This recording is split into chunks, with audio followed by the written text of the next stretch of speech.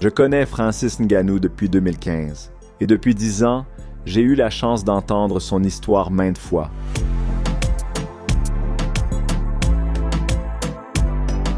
On pourrait croire que cette histoire deviendrait plus crédible avec le temps, mais en fait, plus on en apprend, moins elle semble possible. Que le parcours du champion du monde poids lourd ait commencé ici, dans le village de Beiti, au Cameroun.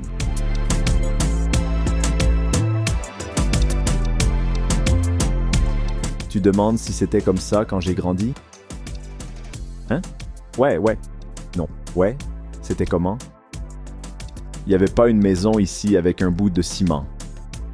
Avant, il n'y avait pas d'électricité ici.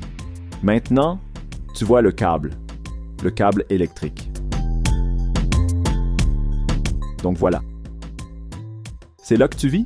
Ouais.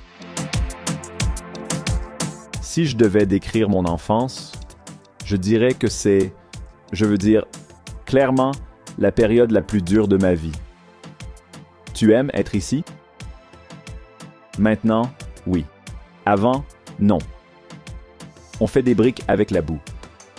En fait, certaines pièces n'avaient pas de fenêtre.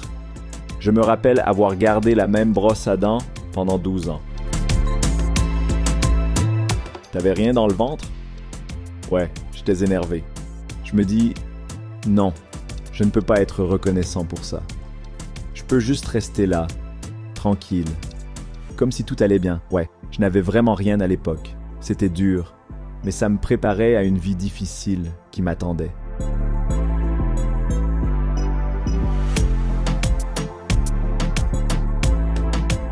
À 22 ans, Ngannou est arrivé à un tournant décisif. Pour suivre ses rêves, il devait partir. J'ai compris que je ne pourrais pas réussir là-bas.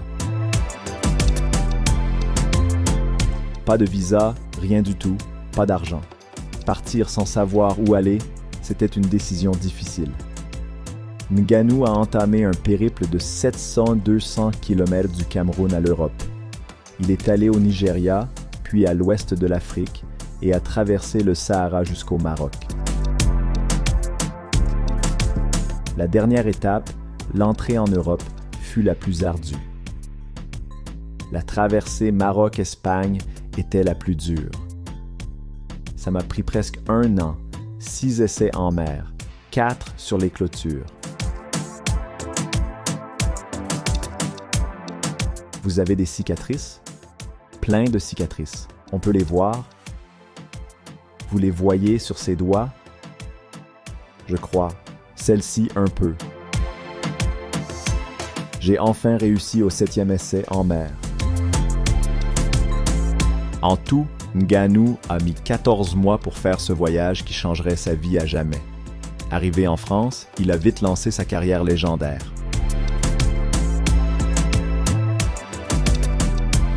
Ngannou est devenu champion du monde d'arts martiaux mixtes, puis il a relevé l'impossible en passant à la boxe pour 2 méga combats.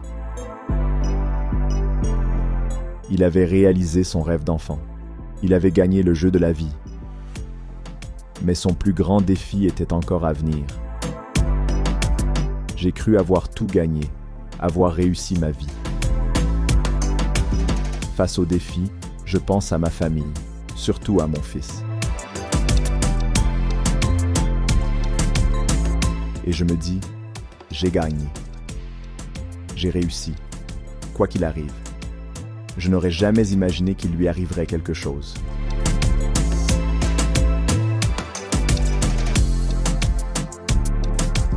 Oui, mon fils, tu as rencontré mon fils. Que feriez-vous pour votre enfant? N'importe quoi, je le ferai. Oui. En avril, le fils d'1 an de Ngannou, Kobe, est mort subitement. Soudain, on se sent impuissant et inutile. J'ai pensé à arrêter, me demandant à quoi bon continuer.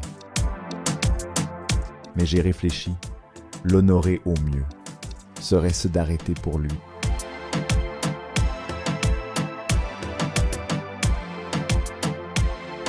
Je ne veux pas qu'il porte ce fardeau.